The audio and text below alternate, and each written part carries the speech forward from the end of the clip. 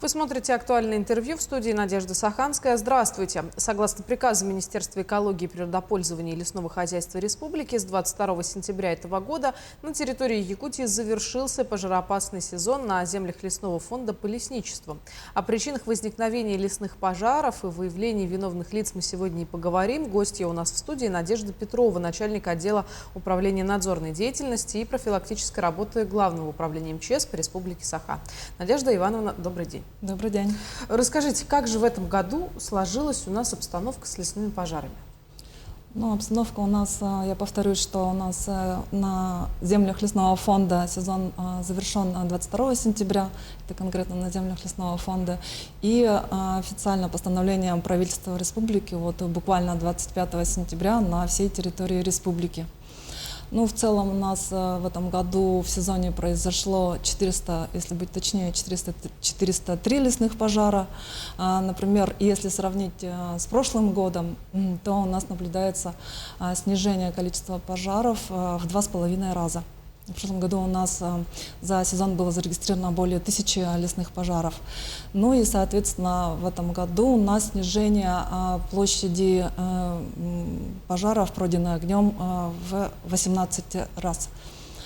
Если кратко касательно причин возникновения пожаров, то здесь могу пояснить, что в большинстве своем у нас лесные пожары возникли по причине прохождения грозовых фронтов, это более 60%. Следующей такой наиболее распространенной причиной у нас, к сожалению, является неосторожное обращение с огнем людьми. Таких случаев у нас зарегистрировано нынче 86 пожаров лесных по вине людей. В целом также ущерб нанесен, прямой ущерб более 33 миллионов рублей в результате этих незаконных действий. Почему я говорю прямой ущерб? Потому что мы считаем, конкретно мы, орган дознания, мы считаем прямой ущерб то, что непосредственно повреждено или уничтожено огнем лесных насаждений, иных насаждений. Ну, в целом, вот кратко так. А вот когда пожароопасный сезон начинался, все дело было в сельхозпалах. Вот здесь как была работа с виновниками? Установлены ли лица в возникновении пожаров? Какие к ним санкции применяются? Да, вот я отступлю маленько. В основном вот добавлю, что неосторожное обращение с огнем у нас, как правило, вспышка подобных пожаров у нас в весенний период, когда люди начинают незаконно выжигать вот сухую траву, значит, разжигать костры, курить. При этом люди не соблюдают элементарных требований пожарной безопасности. Почему я говорю элементарных? Потому что чтобы не допустить лесной пожар в лесу, не надо обладать какими-то специальными познаниями в области пожарной безопасности, знать какие-то там правила, да, требования пожарной безопасности. Достаточно просто на уровне простой человеческой интуиции быть бдительными и осторожными. По поводу вашего вопроса касательно установления виновных лиц, да, данная работа проводится нами совместно с Министерством внутренних дел, с Министерством экологии. В этом году у нас установлено всего 15 виновных лиц конкретно возникновения лесных пожаров. Из них 8 лиц уже привлечены к ответственности, они заплатили штрафы, и в отношении 7 лиц виновных материалы мы направили по подведомственности Министерства экологии и природопользования для рассмотрения по существу. Ну и кроме этого добавлю, что нами в этом году 60 виновных лиц привлечены за возникновение ландшафтных пожаров. А ведь здесь же была и такая программа, когда кто-то мог позвонить и сообщить о том, что знает о виновнике, о зачинщике пожара. Как отработали здесь? Ну, это, да, был принят нормативно-правовой акт республики еще в 2022 году о том, что о возможности денежного вознаграждения человеку, который представил достоверную информацию о виновнике, о виновном лице возникновения лесного пожара. То То есть, если гражданин как-то был очевидцем, свидетелем или имеет определенную информацию о том, что определенное лицо является виновным в возникновении лесного пожара, он может позвонить, сообщить в надзорные органы, и после проверки уже, если эта информация подтверждается, то выплачивается данному человеку 10 тысяч рублей сумма. Вообще. Тогда давайте поговорим о наказании. Какие санкции предусматриваются? Здесь административная или все-таки уголовная ответственность? Уголовная, предусмотрены две ответственности. Это, вот вы правильно говорите, уголовная и административная. Уголовная ответственность у нас предусмотрена частью 1 статьи 261 Уголовного кодекса Российской Федерации.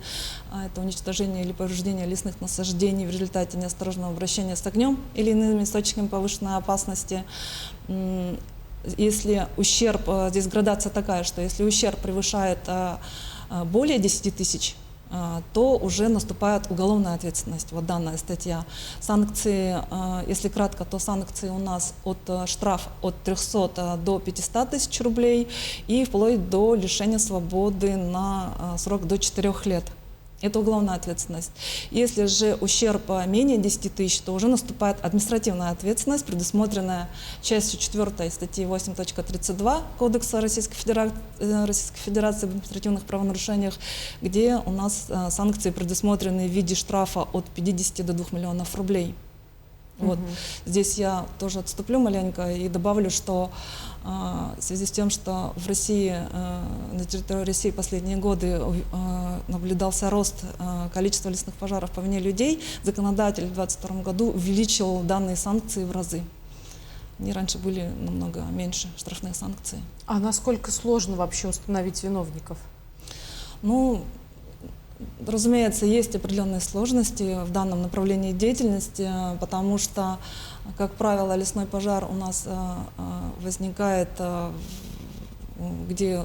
в лесу, и человек, который виновен, допустил пожар, как правило, покидает место происшествия незамеченным. Это называется условие неочевидности. Да, человек уходит, и никаких зацепок в данном случае у нас не остается. Также есть определенные трудности, так сказать, по установлению очага пожара, потому что лесные пожары у нас происходят на больших, как правило, территориях, там не ограничивая 1-2 гектара, как правило, это сотни, а то и тысячи гектар. И в таких условиях мы должны определить очаг пожара. Еще есть сложность непосредственно в выезде на лесной пожар, потому что дознаватели дислоцируются у нас в райцентре, да, в райцентрах, и чтобы выехать оперативно в составе следственной оперативной группы на лесной пожар, нужно, если местность труднодоступная, как правило, нужно порой бывает по несколько дней. Вот. И на месте уже дознаватель уже использует, чтобы установить очаг пожара, и причину использует так называемый ПЭКЛ. Это пожарно-экспертная криминалистическая лаборатория, и устанавливает очаг пожара. Хорошо, с этим разобрались. А вот если пожар, например, произошел, да, и виновника не установили, проводится работа по пожаротушению, как можно еще обезопасить население от последствий лесных или ландшафтных пожаров? Обезопасить вы имеется в виду какая профилактическая работа проводится, да? Касательно, опять же, пожарного надзора, да, мы не занимаемся тушением, да, мы пожарный надзор и дознаватели. Касательно именно пожарного надзора, то, естественно, это же, получается, мы проводим надзорные мероприятия и, соответственно, профилактические мероприятия, огромная работа проводится. А это же, конечно же, защита населенных пунктов от лесных пожаров. Да. В этом году у нас в реестр правительством республики в реестр внесен 461 населенный пункт, который официально подвержен угрозе лесных пожаров. И в целях защиты населенных пунктов нами было инициировано создание в каждом населенном точнее, в каждом муниципальном образовании межведомственных патрульно-контрольных групп, так называемых, которые проводят рейдовые мероприятия. В результате вот совместной работы у нас рейды проводились ежедневно весь сезон. В результате проведено более 700 рейдовых мероприятий, проведен 21 сход граждан. Организовано более 3000 было выступлений и публикаций в средствах массовой информации, и, и инструктажи были проведены более 7000. А вот какую-то работу, может быть, с молодежью или подрастающим поколением проводите? Ну, работа, да, она проводится, это называется тоже профилактика, она проводится повсеместно на местах, то с молодежью уже непосредственно уже в дошкольных учреждениях, в школьных, в СУЗах, в вузах, это повсеместно целые программы у нас приняты и заложено, все отрабатывается данной деятельности. Ну вот сейчас начался учебный год. Ну, какие-то мероприятия стартовали, можете рассказать? Ну, если кратко, то, естественно, да, в школах у нас, в общеобразовательных школах проводятся так называемые уроки по пожарной безопасности. У нас инспектора в каждой, где дислоцируются на местах, они в школах участвуют, кто в линейках, кто-то определенно, у каждого свои планы. И они участвуют и в открытых уроках, и просто родитель, например, приходит и рассказывает там о мерах пожарной безопасности, что нужно, какие требования соблюдать, как себя вести в лесу и так далее. Это работа повсеместная, обязательная. И в завершении нашей с вами беседы, что бы вы хотели пожелать нашим зрителям, жителям республики? Ну, как сотрудник пожарного надзора, я прежде всего призываю людей, граждан соблюдать требования пожарной безопасности, быть бдительными, осторожными, потому что человеческая халатность или человеческая беспечность может привести к ужасным последствиям. Об этом надо помнить всегда. Нужно беречь жизнь, здоровье, свою кровь, имущество от пожаров. Ну что ж, я думаю, что зрители сделают для себя необходимые выводы и впредь будут вести себя осторожнее. Надежда Ивановна, большое спасибо, что пришли к нам сегодня и поделились такой важной информацией. Приходите к нам еще. Спасибо. Спасибо вам. Напомню, вы смотрели актуальное интервью. До встречи в эфире.